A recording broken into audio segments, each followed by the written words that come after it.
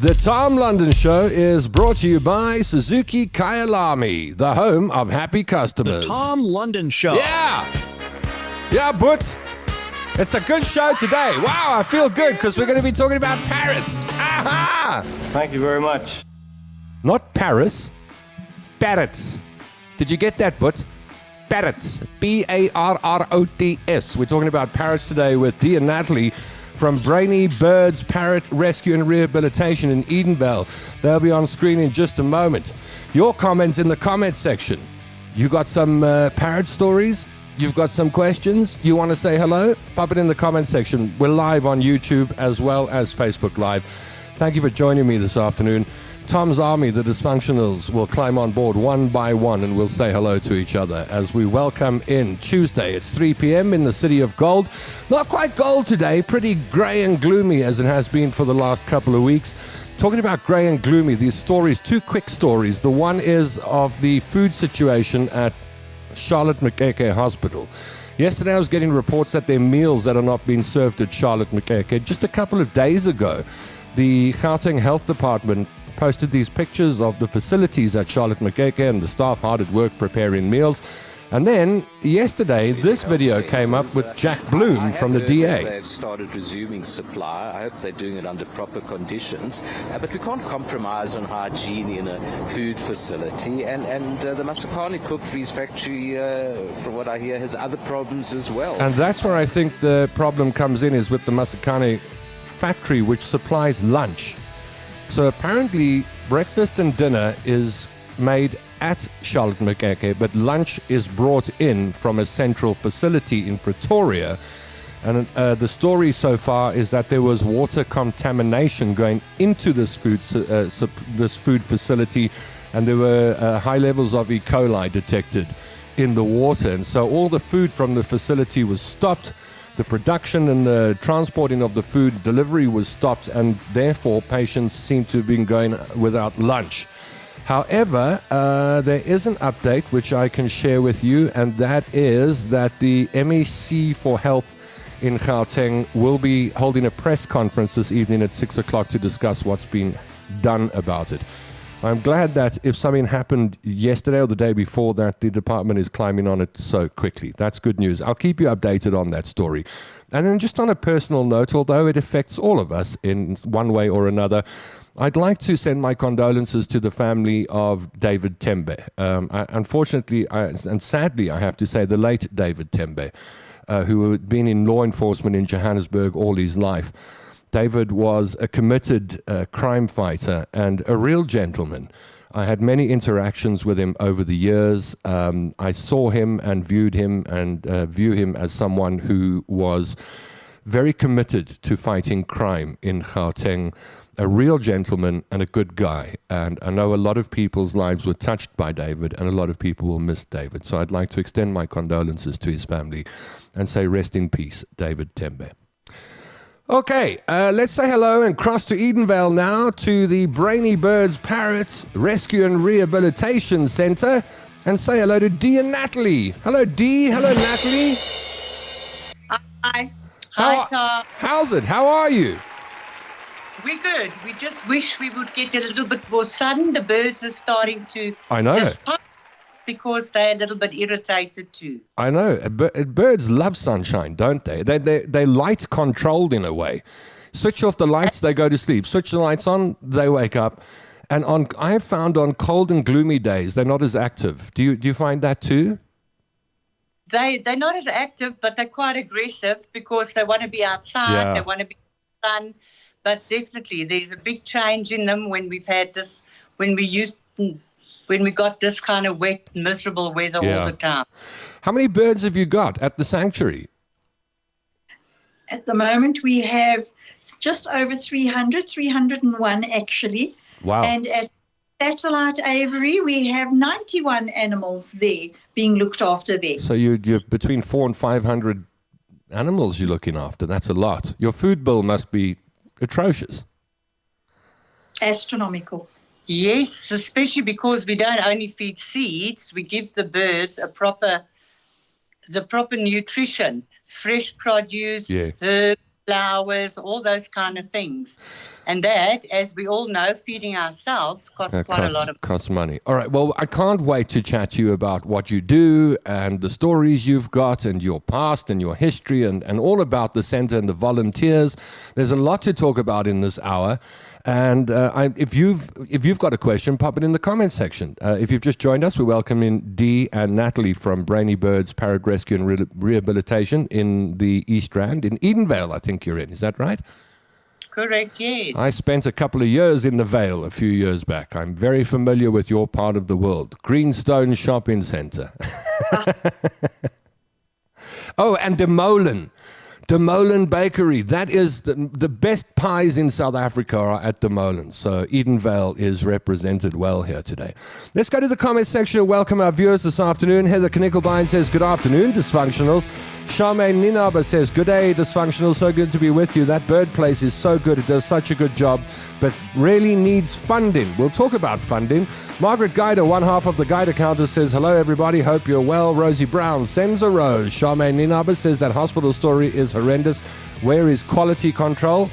Yeah, well, I wouldn't describe our health system as functional at the moment. I think we're still dysfunctional. Anita Maynard says, hello, my Dysfunctionals family. Hope you're doing well. The other half of the Guide Counters, Una, says, afternoon, everybody. Gail Mortensen says, how's it, Tom and Tom's Army? Happy Tuesday afternoon. How's the weather at the moment? Doesn't know what it wants. Spook, white, dry sky, drizzle, sudden sunshine, peep through for 5 minutes, then more drizzle. Alistair Jameson says E. coli is, okay. Gloria says, greetings all from Cape Town. Gloria's watching on YouTube. Hello, Gloria. Welcome to the club. Some people have pressed the like and the heart button already. They're our amigos. If you don't press the like and the heart button, you're just an acquaintance. You're not an amigo. Gail Mortensen says, David Tembe was superb. Such a wonderful gentleman. So says Charmaine. David was one of the good guys. So sorry for his family. Welcome, Natalie, says Gail Mortensen. May your soul rest in peace, David, says Margaret. Alistair says, do your parrots start Alexa or Siri? We'll ask Natalie and Natalie and Dee that. Do these ladies know how badly behaved Billy is? Asks Alistair. Well, I mean, they do because they watch the show and they know that Billy contributes whenever he feels like it. And Gail says, welcome, Dee and Natalie. So there we go. We've got some of the Dysfunctionals on board, and we'll have more as we make our way through the program. Our guests today are Dee and Natalie from Brainy Birds, Parrot Rescue and Rehabilitation. You can find them on Facebook. Just look for Brainy Birds, Parrot Rescue and Rehabilitation. They've got a lot of followers, 32,000 followers. You can be one of them. You can add yourself to the follower list by going along to Brainy Birds, Parrot Rescue and Rehabilitation on Facebook and joining the page. Okay, so let me start at the beginning with you, Dee and Natalie. Where did your interest in birds begin? Basically, Tom, I rescued my first bird at the age of 14. I worked in a pet shop while I was still in school, and there was the little cockatiel, and I felt sorry for him, and I actually stole him out of the pet shop. Oh, wow. And I took him home in my school blazer, and I got into a lot of trouble. I was in the orphanage at that stage. I'm sure. The pet shop owner called the principal of the orphanage, and I was in a lot of trouble, but I cried so badly, and I scrubbed so many halls to keep that parrot with me. It was a little cockatiel, and his name was common Pretty Boy. Pretty Boy then left school with me. I started working in Hillbrow. Pretty Boy lived in my locker in Dodos. I used to work in Dodos and Fushinis. And Pretty Boy used to go to Yeovil Pool with me. And Pretty Boy... Years went by, people got to know about Pretty Boy, and I got to know more about parrots. And people started showing an interest in, can you help me with my bird? And that's where it all started. Wow. And then I worked. Pretty Boy passed away. I had children. And my household always had a bird or a rescue or something. Sure.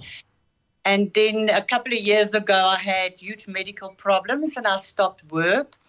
And then my house became a sanctuary. Okay. And I had parrots in my home. And the municipality got complaints because of the noise. And basically they came, did inspection, They loved the birds, but told me I wasn't allowed to have 40 birds in a residential Oh, no. home. Okay. Then we had to very quickly find a big property within 21 days to move the parrots, or they would have removed them for me. My goodness, Well, you're under pressure, eh? Yeah. And that's basically how Brainy Birds Rescue was born, was through that incident. And from there, it has just escalated tremendously.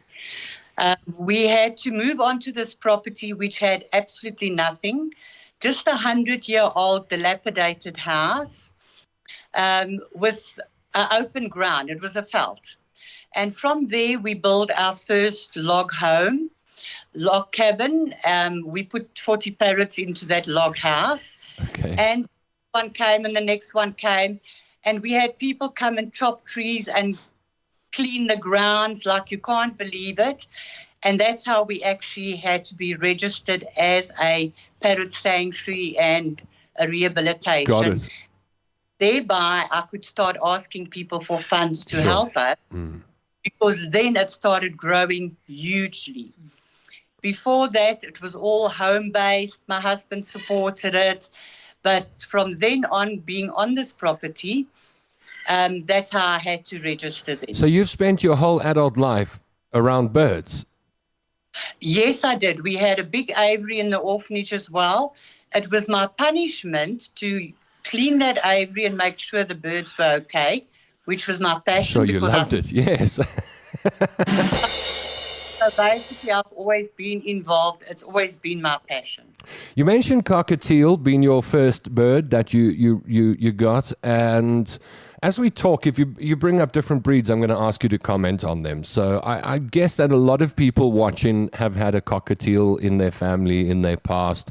They're amazing little birds. They're pretty underrated, aren't they? I mean, you look at a cockatiel and you think they're not capable of much, but they're very smart little birds. What can you tell us about cockatiels? Cockatiels are actually the smartest of the parrot species. Really? Absolutely. They're the most clever. They're definitely hugely underrated. And they're actually a cockatoo, not just a cockatiel. Oh, really? A cockatoo species. People, unfortunately, don't realize they are more clever than African greys, actually. My word. People think African greys are the most clever birds because of their vocabulary and that. But if you really spend a lot of time, like I did with Pretty Boy, that boy was amazing. You could say anything. He knew exactly what he was eating. He had water, he had lemon, he had orange, and he could name it all. But people don't take the time to teach their bird that kind of thing, being in captivity. I'm not saying you got to teach the tricks all the time. Yeah. They are definitely the most underrated, cutest, most passionate little animals. Yeah, years back, I had a cockatiel called Motley, a little girl, and just the sweetest, most soft-natured creature. You know, the rose-necked parakeets, they can nip you for no reason. I mean, if they're in a bad mood, you'll get a bite. Or you know, one moment they can be happy, the next moment they've got these mood swings. But I noticed with the cockatiel that it was just a very gentle creature. I don't know if that's your experience of cockatiels. Absolutely. They are the most gentle. They've got their moods as well. Sure. But definitely a much nicer personality than all the other birds. They're not moody. Yeah. They can do moods, but they're really the most passionate and most gentle. She used to have these little whistles she'd do, and these two birds I've got now grew up around her, and they still mimic her whistle. So even though she's gone, every now and then I hear a little, and I know that's Motley, you know, saying hello from the heavens. At least I think so. We'll get to questions. If you've got questions for Dee and Natalie about parrots or any parrot stories, I'd love to have them and read them out in the comment section down below this video. Hello to Heather, who has joined us, and Runjano, who has joined us on YouTube. And hello to you if you've just joined us. So I guess my next question is, why do you need to look after so many parrots? How does it happen that 400 odd birds land up in your care and not being cared for by other people? What's the story with parrots needing rehabilitation and a rescue center? Okay, now we could have 6 times those amount of Really? parrots if we had to say yes. Now, this is the reason, Tom. Everybody wants a parrot, but they all want it for the wrong reasons because they see these tricks and the cuteness on YouTube. Once they receive a parrot and this parrot reaches sexual maturity, or the parrot does not choose the person that wanted him as a partner. Yes. Let's for this. A parrot chooses his person. Yes. You cannot go into a shop and say, I want that parrot, and have a guarantee that that parrot is going to love you. For sure. It will choose somebody else in the family, maybe. And then again, once bitten, twice shy. That is how many of these parrots, most of these parrots, land up stuck in a cage. If you're bitten by African grey, let's take the small birds. The small birds is nothing, but think of the bird. Let's talk about the African grey. It's a serious bite. Yeah. He can take your face off. Yeah. He can take your eye out. Now, once that bird has bitten somebody or a child, what do the people do? They stick them in a cage. Lock it away. Yeah. A cage, he is starting to get more angry because he did not deserve to be put in, and that is how the whole thing starts. How do these birds come to you? Do people surrender them? Do you find them? How do you get them? Most of the time, well, I'll say about 60% of our birds are rescues. The rest are surrendered. Surrendered birds are the most needed because people don't realize when they buy a bird that they live 40, 50, 60 years. That's right. They don't realize how noisy the bird is. They don't realize this bird can not only live on sunflower seeds. Yeah. They don't realize the complications of having this bird that is actually like a 2-year-old Exactly. for the rest. Yeah. Life changes. People get ill. Kids that get birds, they go to university, they leave home, they fall in love. And those kind of birds, we get between, I'd say, 15 to 30 requests a month for people need to surrender their birds. Wow. Stuck in a cage for 18 years because my daughter went to university and the bird hates me. Now I feel sorry for the bird. Please, can you take the bird? Makes me think of Dalmatians when the 101 Dalmatians movie out. Everyone wanted a Dalmatian because they were so cute. And then they grow into big dogs that need a lot of attention and run around. Then no one wants the Dalmatian anymore. Parrots, it's even more complicated because, as you said, they're very complex creatures, highly intelligent. I want to ask you, picked up on something you said. You said love that person. Do you think birds love? Do you think they can love a human being? Well, I own 8 of my own. Being in captivity, yes, they choose the person they want to love. Love is for life. Yeah. It is a matter of, okay, I've loved you today. Tomorrow I'm going to love your husband or your child. When that bird chooses you, it is full on love. I agree with you. And if you cannot reciprocate that love to the bird, that bird becomes depressed, that bird becomes destructive, that bird becomes noisy. Because you did not want this bird that loves you so much, and the person that wanted the bird, that originally wanted the bird now hates. Doesn't like it, yeah. So the psychology of the situation is enormous. Now, when people go and buy a baby bird in the pet shop, yes, they think this bird is going to love them for life. Yeah. This bird has to reach sexual maturity. Yeah, it's going to become a teenager, then it's going to become an adult, and the personality changes all the way through. All the way. Now, in the wild, these birds will always be wild. They will never really be domesticated. Yeah. In the wild, the mother will say, okay, you now have to leave the nest. And the bird knows he now has to leave the nest. Yes. So he flies off and he goes and chooses a mate. He's not going to mate with his mother or his father, is he? No. But that is exactly how they see it.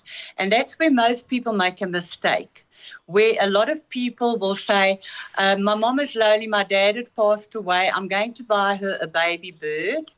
This bird is going to love like you cannot believe it. Then it goes well for 2, 3, 4 years maybe. And listen, madam, I hate you. I want to leave the house, but I like your grandson or I like your boyfriend. And he's going off and he starts regurgitating for the person. And he's killing his original owner by ripping her hand to pieces. That is how most birds land up in their cage. Now, what do I do with this bird? He's 6, maybe 10 years old.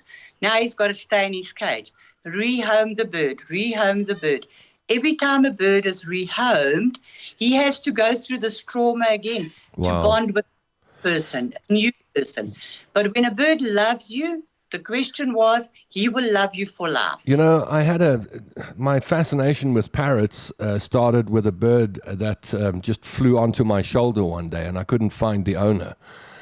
He was also a ringneck or roseneck parakeet, green one.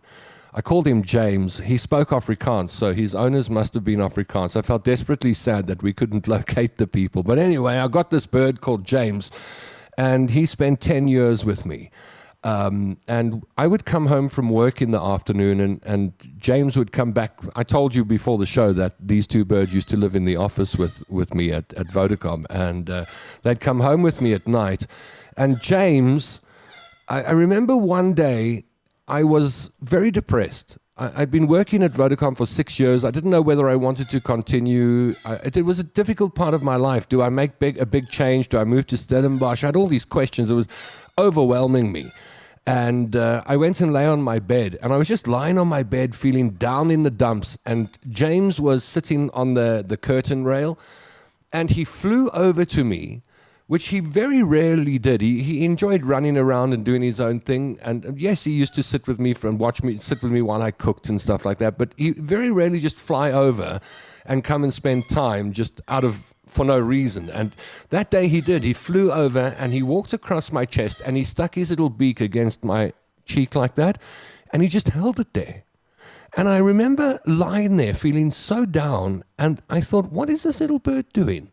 Is he coming to say, it's okay, I love you? I mean, I'd like to think that. But it was a very special moment, and one that I'll never forget in my life. It's amazing how affectionate they can be. Can I tell you about that? Yeah. Birds go on vibrations. They can feel when you're angry. They can feel when you're sad. They can feel when you're ill. They show compassion many times in that way. We've experienced it here at the sanctuary. Crazy. And you know what I love? Whenever I come home, if I go out, which, I mean, people who watch the show know, like, I'm a homeboy, so I'm always at home, but I might go to the shops, or I might go into the garden and come back. Even if I leave for 5 minutes, when I come back, it's like the big hello all over again. We've all got to greet each other and say hello. I saw you 5 minutes ago. Hello. And we've all got to have a conversation. It's they're very cute, aren't they? I mean, I understand why people are attracted to birds, but you're right. Not everyone is equipped to give a bird a good life, and ideally, birds shouldn't be in cages. They should be free, but it's not an ideal world, is it? Let's go to the comments and see what our viewers have got to say. Una says, I used to love the Yeovil swimming pool, so you're bringing back some memories there. Pretty boy, lovely cockatiel story, says Gail. Emily Hudson says, welcome to the ladies, so excited to listen to you. Annette Jacob says, well done, great story, dear Natalie. Sharon says, Chantel, she's tagging someone to watch the program. Oh, we found our first person who has, I don't know what you call the phobia, bird phobia. We found our first person who has a problem with birds and is terrified of them, which is Una. Una says, I am terrified of birds in enclosed spaces. If a bird starts flying in my house, I freak out. I always laugh at people that are scared of birds. It's like a snake coming for them. Obviously, you don't have people that are scared of birds at the sanctuary, but you come across people that have a phobia? We have had volunteers that have a phobia of birds, and they said there's no ways they are going to have these birds in there. They'll do everything else, but not with the birds. Wow. They have become bird lovers. Been turned? That's good. Yeah. Natalie is not a bird woman. No. But she absolutely has become a total bird That's woman. incredible. So there's hope for you, Una. Yvonne Duplessis says, hello, everybody. So does Nikki Hart. Margaret says, thanks for educating us on cockatiels. Never knew they were so extremely clever. I think a lot of people underestimate the intelligence of budgies and cockatiels. Maybe we talk about budgies next.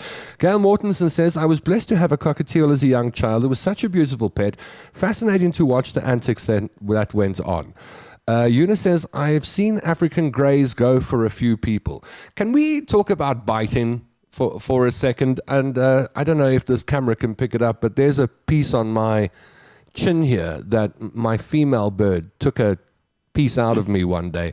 It was actually a silly situation because I had a meeting with the dean of a university at 9:30 in the morning. And at 9 o'clock, I was trying to get the birds into the cages, and the female bird flew into the wall.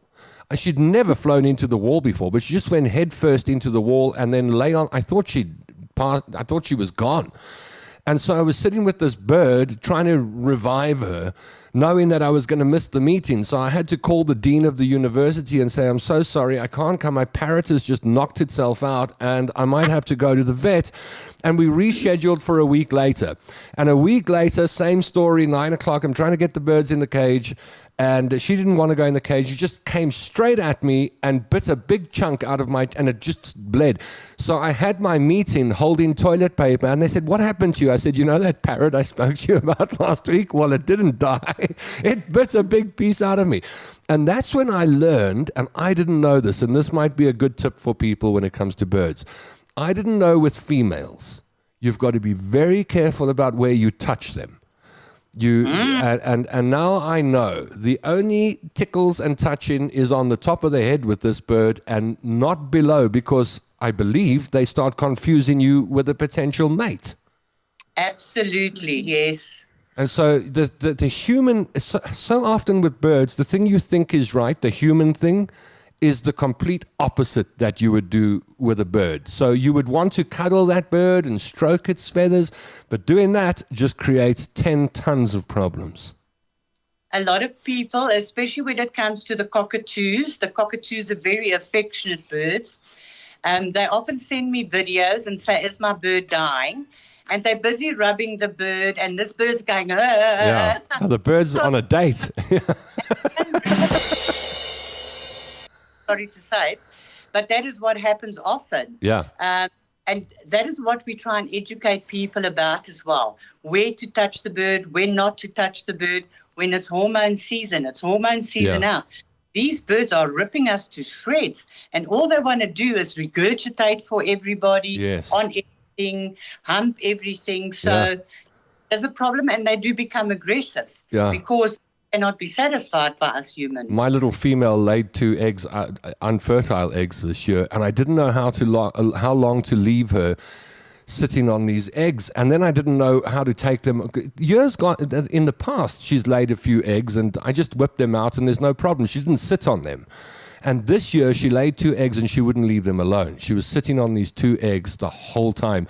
And I went to Grok, and I said to Grok, what do I do? And Grok said, oh, no, the bird's a goner. If you don't take it to a vet for this injection and you don't wean it off over 7 days with these techniques. And I thought, this is very complicated. So then I asked Grok, can't I just take the eggs away? And then Grok said, that's the best thing to do. I don't know why I didn't recommend it in the beginning.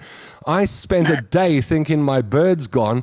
And then it was as simple as taking the eggs out of the cage and distracting her. I took the eggs out the cage. She went in, looked, oh, they're not there, and went back to her old life. Like instantly. It was crazy to watch. Why do parrots bite? Fear. They bite because they are being forced to do things against their will. They bite because they're frustrated, which is most of the time because they're stuck in cages. Yeah. And because they're not feeling well.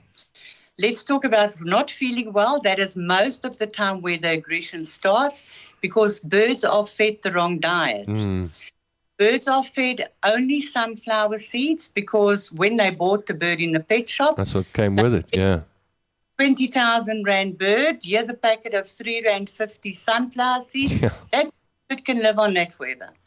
So I always explain to people, that is where aggression actually starts, and that it escalates from there. Do you ever think that that birds that sometimes they look at someone and they go, I want to get a reaction out of that person. Let me bite them and watch them jump around. We had that with one of our volunteers just yesterday. Lovely bird, but today I want to see what you're going to do if I bite you. You've never been bitten, let me show you. Yeah. Yes, no, they do. They can be spiteful.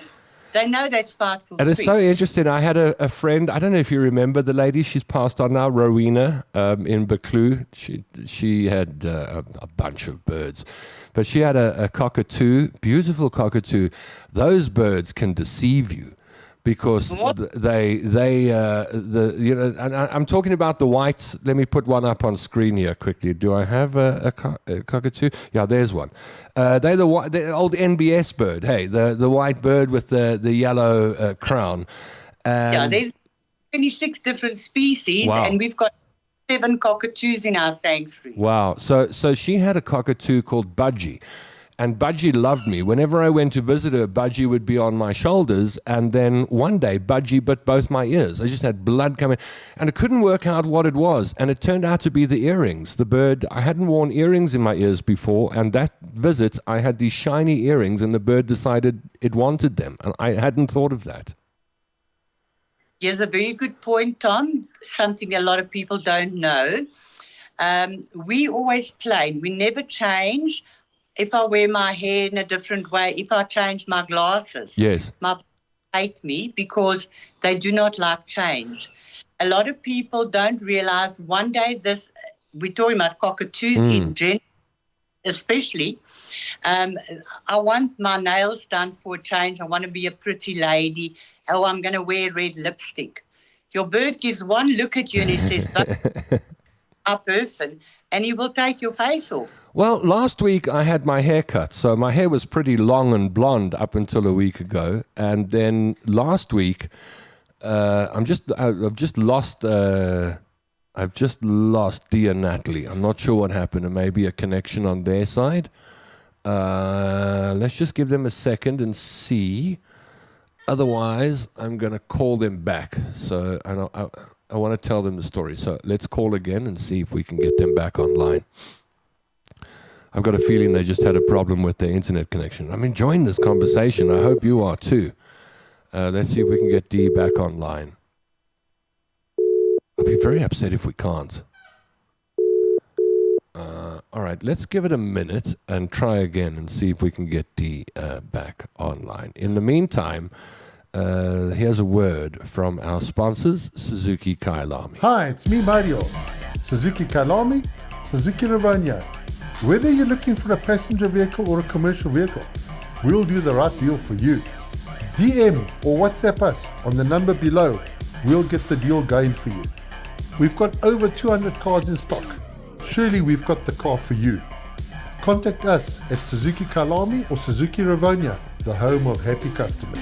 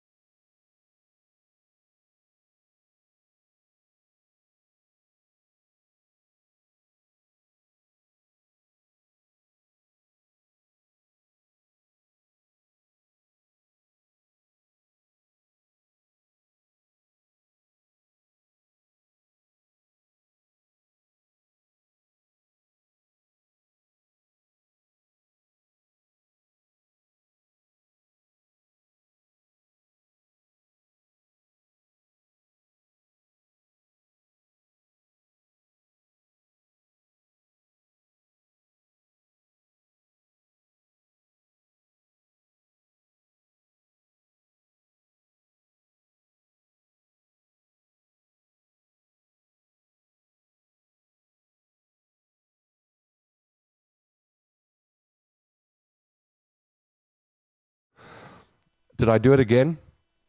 I did it again.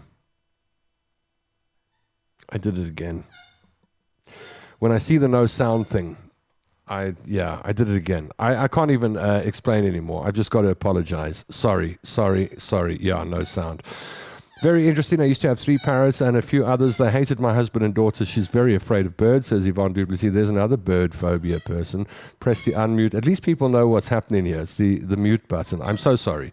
You should get a cheap phone for Geigers to phone you when there's no sound, says Maureen. Yes, I think so.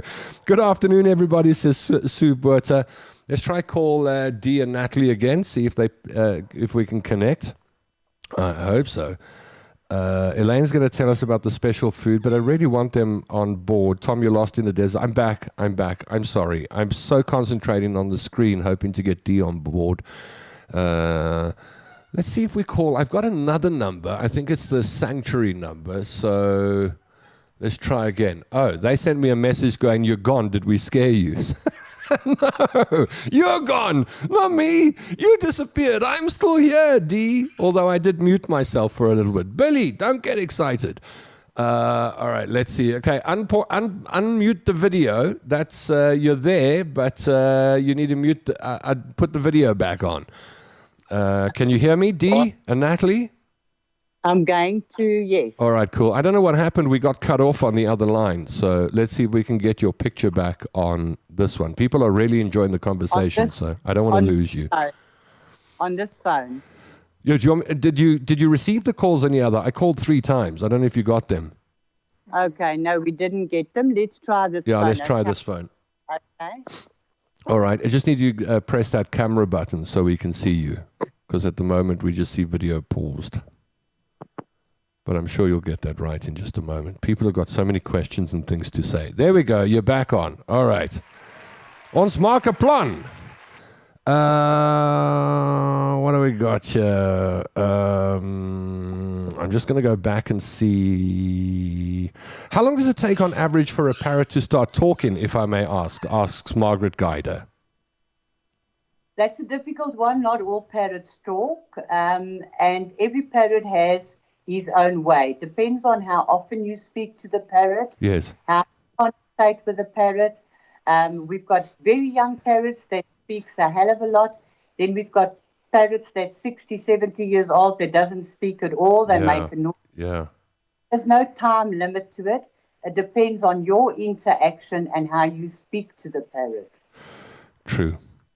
I second that. Elaine van der Heerfer says, I buy special food from my African grey from Rani. They specialize in all birds and are also requiring birds. My African grey eats fruits, vegetables, chopped with Rani seed, has all the nutrition she needs. I belong to the Facebook page as well and learn a lot from them. You can join the group Laat Vai Papagai. They are wonderful with giving advice for your feather babies. My African grey is not eating sunflower seeds from the pet shops. I found mites on them one time, and they're 4 years that she's had this African grey, and talking about nutrition there and how important that is. What else we got here? We'll get to comments in just a moment. What are your favorites? Because you got a lot. I'm putting some pictures on screen now. I think those are, I don't know what I'm looking at here. It looks like a conure. You got the big macaws. And there's the cockatoo. What are your favorites? Do you have a favorite? My favorite is still the cockatiel. Oh, really? Okay. Yes. And Natalie? When I started at Brainy Birds, the first house I would feed and clean was the African greys, and the Timney African grey in particular. So they are still my soft spot. Okay, got it. Now, you have... Every day I see volunteers doing something at Brainy Birds, Parrot Rescue and Rehabilitation. How many volunteers have you got? We have roughly 60 volunteers, but not everybody is active at Sanctuary. We've got those who do the background stuff like markets and fundraisers and our online stuff, all of that. But at Sanctuary, we have about 42 volunteers spaced over entire months. It could be a person who can only do 1 day a month, or a person who can do 3 days, roughly 42. That's a lot of people. And are they all bird lovers when they arrive? Why do people volunteer? A lot of people, they want to do something with any spare time they may have, in between jobs, on maternity leave, or the older person who has retired and wants to do something constructive with their time. Okay. That's usually how they start. Now, I mentioned... Yes, sorry, Natalie, go on. We also have a school community program. The schools are now demanding that their children do some sort of community service to pay back to the communities in which they live. That's nice. Either human charities or animal charities. And a lot of our children who have stayed started with school community hours that they have to serve a school. And they have just stayed with us even after their 20 hours is up or whatever it is. Margaret Guida says, your birds look in stunning condition. How often do you have to go get a bird to the vet? It depends. Once we have the birds on good nutrition and we've got them health cleared and everything, it's very, very seldom. But to get the bird up to standard, it depends on the situation. But yes, we do spend a lot of time with various vets. It's just difficult to say 10 birds a month or whatever. Yeah, I had to take my little one to the vet about 6 months ago. I didn't know that they could put a thermometer so far up a bird's backside. I actually got a fright when I saw that. I thought, that looks like it's going in too far. And my bird, who had never been touched there before, her eyes just went as big as saucers. What is going on here? Oh, boy. Okay, so, when we started this, we spoke about your need for food. I suppose that's probably your biggest need, is feeding these birds on a daily basis. I'm guessing, like most organizations that rely on the good nature and charity of others, you're constantly needing money. Tom, yes. Having a bird sanctuary costs a lot more than just buying a bag of dog food or cat food. Their diet is so varied. Yes. And do not have the facility to keep 200 or 100 bags or 50 bags of oranges and things like that. To keep that fresh, we need to buy on a weekly basis. We need to buy as fresh as possible. Yes. So the food bills are high. We've got various foods, not just fresh produce. We've got pellets. We've got different kinds of seeds that the birds need. So many needs to keep these birds healthy. And then, of course, medication. A lot of our birds suffer from fatty liver disease. Yeah. So they are permanent medication. How do you know if a bird has fatty liver disease? Well, you've got to take him to the vet, and they've got to draw blood, and they've got to see the fat. But I would say 80% of the birds in our sanctuary has fatty liver disease. Wow. Due to a seed-only diet. Yeah, fast food diet. Years for a bird to recover, to rebuild that, to try and get the bird onto a healthier diet. It's not just a matter of taking the stuff away and saying, yeah, now you've got to eat fresh produce. So, yes, but our cost is very high. We've got I'm going to tell you, it costs us about between 50 and 60,000 rand to run the sanctuary. Sure. It's not food. We've got gas. We've got the grounds to maintain, the repairs all the time. It's never ending. We've got new houses to build. We've got cages to refurbish.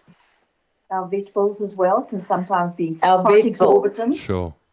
There is just so much, but that is the amount that our sanctuary on a monthly basis. And where do you get your money from? We raise funds by going to markets. We raise funds by... We do fundraisers at Sanctuary as well, which are very, very popular with people. Okay. So that is... So far, we have not yet got corporate sponsorship, which would alleviate some of the pressure. Yes. But usually kind individuals who come and see and then do. And people that we have helped with their birds. Natalie just had a beautiful call this morning from a lady that we've helped with her bird, and she can't believe it. She's so ecstatic. She's going to give us a huge donation. That's fantastic. A lot of times it comes from that kind of thing as well. Would be nice if an airline like FlySAF Air or Lyft or SAA sponsored you, because they're also in the flying business. You know, they could really make it worth their while with publicity. Absolutely. We'll give them a few feathers to put on the planes and it will make it beautiful. That's We fantastic. have corporate sponsorship. We've never had that opportunity. Yeah. Also to mention, we are a Section 18A. Section 18A company, so we can produce a tax certificate. Certificate come off your tax liabilities. Yeah. Oh, that's good. Okay. What causes fatty liver disease is a question that's just come in. A seed-only diet, bread and butter, cookies, new food, that kind of thing. Yeah. Got it. That is this part of fatty liver disease.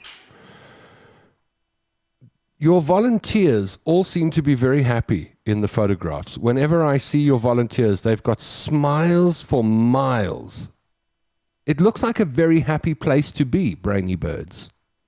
They actually do walk around with smiles for miles, except if they're bitten and they come with their bloody finger. We put them Yeah. into the battlefield. So for 5 minutes, they're not smiling. The rest of that people are happy to be here. Looks like a happy place to me. It really does. You know what Natalie does when they don't smile? What? She sends them to the cockatoo house to feed the vicious birds. That's funny. I like your personality, Natalie.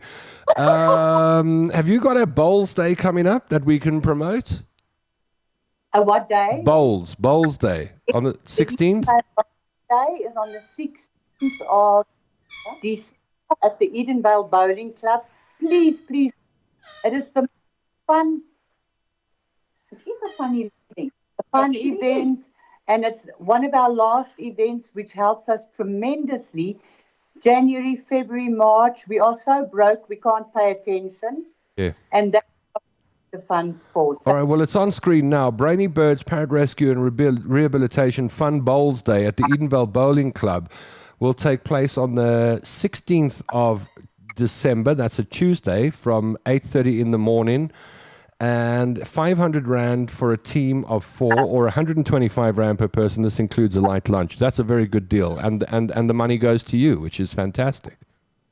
absolutely. And then we've got a Christmas market on the 6th of December at the Sanctuary.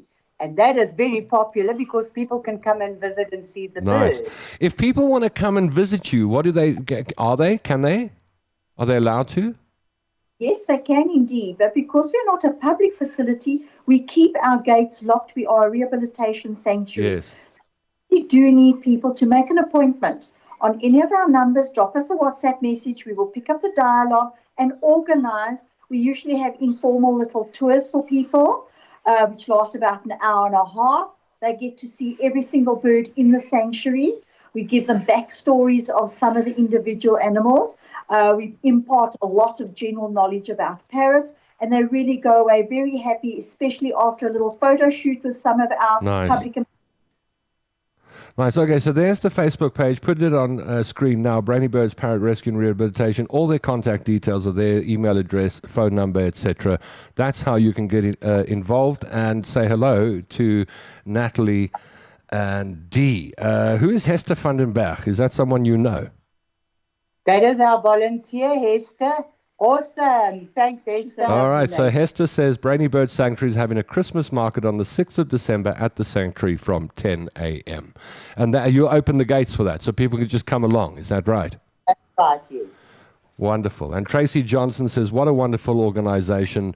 Margaret says, you both come across as very genuine, lovely ladies. If I had the money, I would support your cause big time. I hope that some of my viewers who do have a bit of extra cash will get in touch with Brainy Birds, Parrot Rescue and Rehabilitation and chip in. That would be very nice. Wendy Higgins says, fatty liver disease is caused by poor nutrition, mostly a sunflower seed diet. Sunflower seeds are like fast food, hey, like hamburgers and chips for parrots. They're just junk food. Eh? Healthy seeds like chia, pumpkin, millet, mustard, etc. are better, says Wendy Higgins. What would you like people to know about parrots and the work you do? Or what is the message, if you were, if I said just, what is your message to the public, what would it be? My message to the public is, please do not want a parrot. Do not buy a parrot for your child. Do not buy a parrot for somebody that you think is lonely. It's a very, very difficult choice of companion to have. Yes. You've got to start the long term, how long these birds live, and can you carry this 2-year-old child with you for the next 40, 50, 60 years? Yeah, it's a heck of a relationship that you've got to maintain. Yeah. Do not give these birds as gifts. It is not a gift. It's not a fair gift, not on the and not on a human being. We really, really would love to see pet shops and breeders stop these birds, stop selling these birds. If you get your child, you cut your child's feet off, what are you going to do with that child? You cut a bird's wings off, what are you going to do with this bird? You're going to cause him distress, you're going to cause him harm. Rather think of adopting a bird.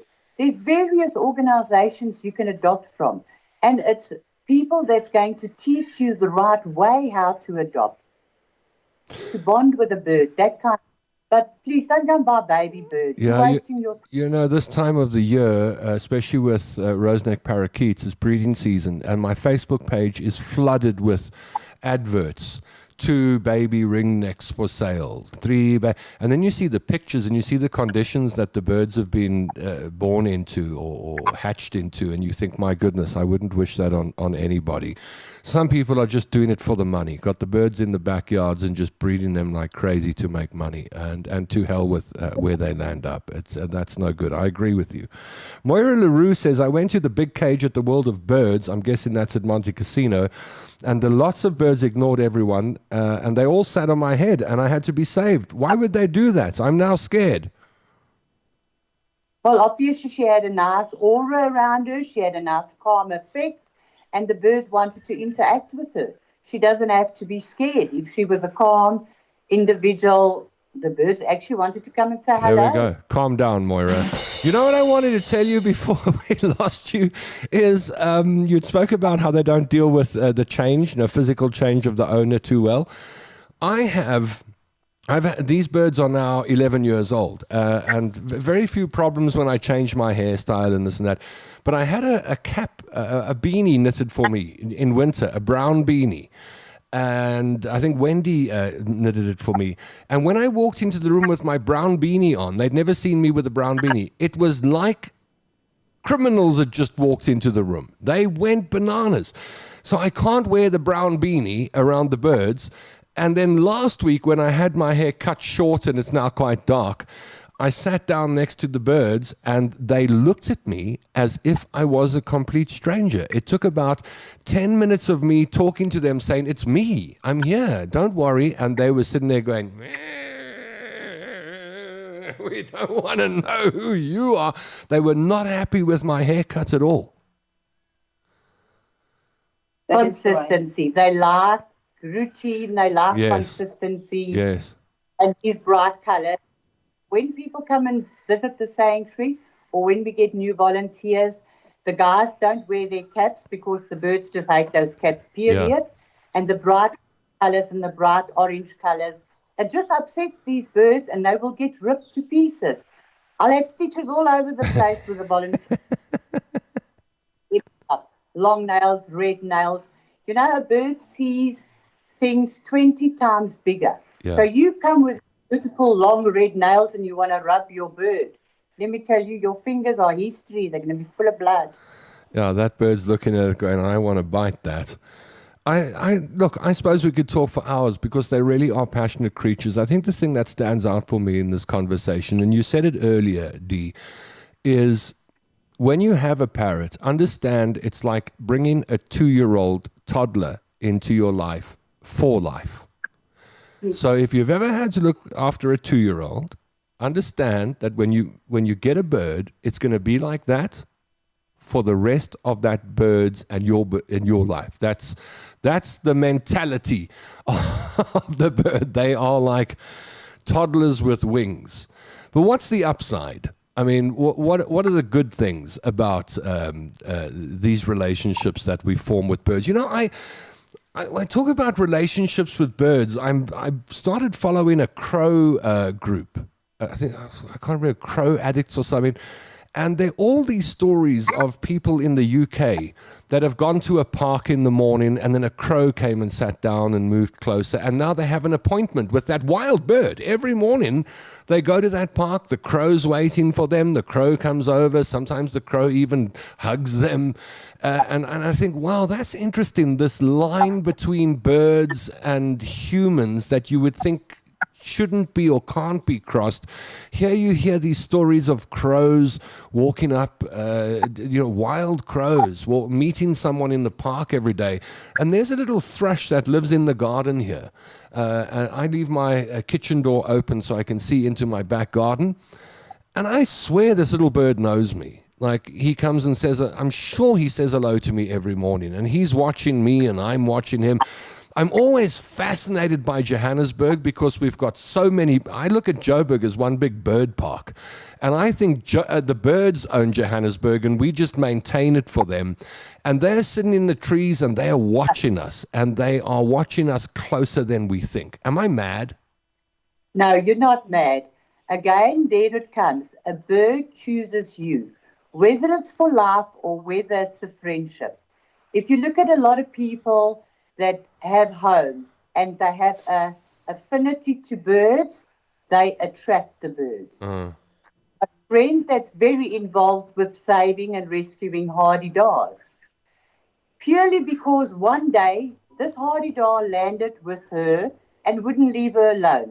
It kept following her. It kept trying to show her some grass. This hardy-daw stuck. And guess what? Now she's got 50 hardy-daws. Imagine 50 hardy-daws visiting you every day. I'd love that. So you feel something, and they will come and show that feeling. We just don't understand that psychology. Who's Barry Fossler? He says it's fantastic to see Dee and Natalie online. Barry's on board. Barry is our volunteer. He works in our charity shop. We have a charity shop, guys. Oh, wow. What do you sell at the charity shop? Everything and anything that people would like us to have. Household items, fridges, furniture, glasses, your dentures. Whatever you want to give us, we would gladly accept. Well, there's the phone ringing. You're back in business. Someone either wants to give you money or bring you a bird. one of the two. The latter. Why is the hardy-daw such a noisy bugger, says Margaret. They tend to try and befriend me. I'm fascinated with hardy-daws. They all seem to have a 5-meter radius, that when you get to 5 meters, that's when they move away. But they can sit on a telephone pole and watch you for an hour, hardy-daws. They fascinate me. I love those birds. They are just utterly beautiful. Tracy Johnson says, what a wonderful organization. Lots of compliments going around, and some people have pressed the like button, some have pressed the heart button, one has pressed the ha-ha button, and we didn't make anyone cry today. So I think we've done our job. The money button. Press. Money? No, there's no money button here. But what I can do is I can direct people to your Facebook page, and they can get hold of you there. Look, I think there are two types of people. I remember I used to visit a lady at a pensioner in Hillbrow. She said, I don't give to human charities. Human beings are despicable. I only give to animal charities. And there are people in this world like that would prefer to give to people who help animals, who are truly helpless in the greater scheme of things. So perhaps you're one of those people. Well, here's a wonderful organization that you can support. You can either join them at the Fun Bowls Day on the 16th of December. Get hold of Dee or Natalie by going to their Facebook page. Follow them on Facebook, Brainy Birds, Parrot Rescue, and Rehabilitation. That's right. And what else we got here? I think that's it. I mean, can you believe the hour went so quickly? Oh, wow. Absolutely fantastic. It was lovely to speak to you, Tom. And we love to educate. We love more to get people aware of what to do when you have a bird and why you shouldn't have a bird. And meeting you and realizing you are one of the very few fantastic bird people. Your birds live in absolute paradise. They're spoiled. Thank you. We'll clean up the comments quickly. Gail says, my family of mouse birds were flying amok this morning.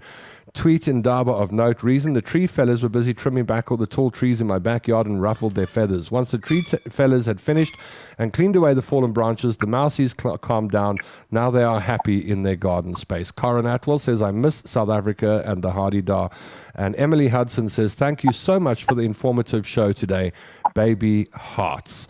I would love to come and visit you and bring a camera with me and just record my visit to you. Is that okay? Can I come to you in the next couple of weeks and come and say hello?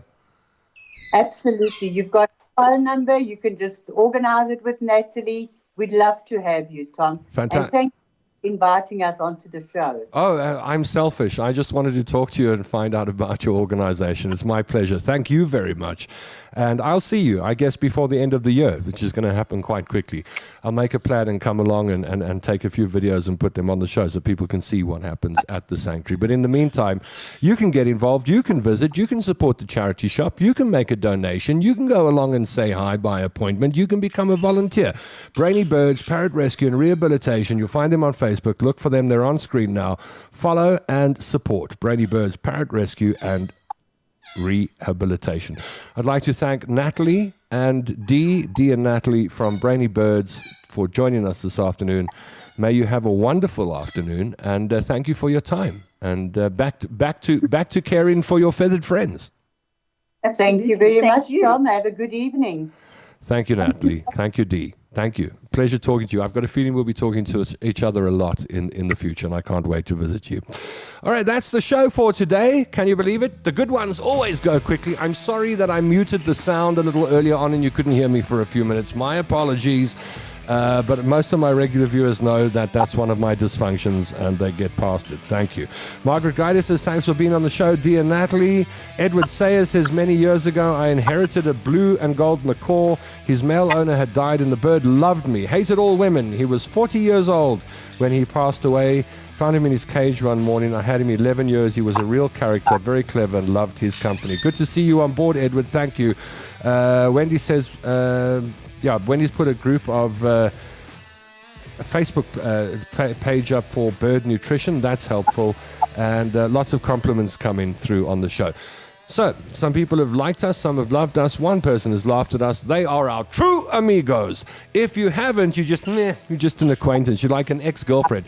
And may I say, out of the handful of ex-girlfriends I've had in my life, none of my parrots, although they have bitten pieces out of me, they've never hurt me as badly as an ex-girlfriend. So I just want to big up for the birds here today. Thank you, Dee. Thank you, Natalie. Speak to you soon.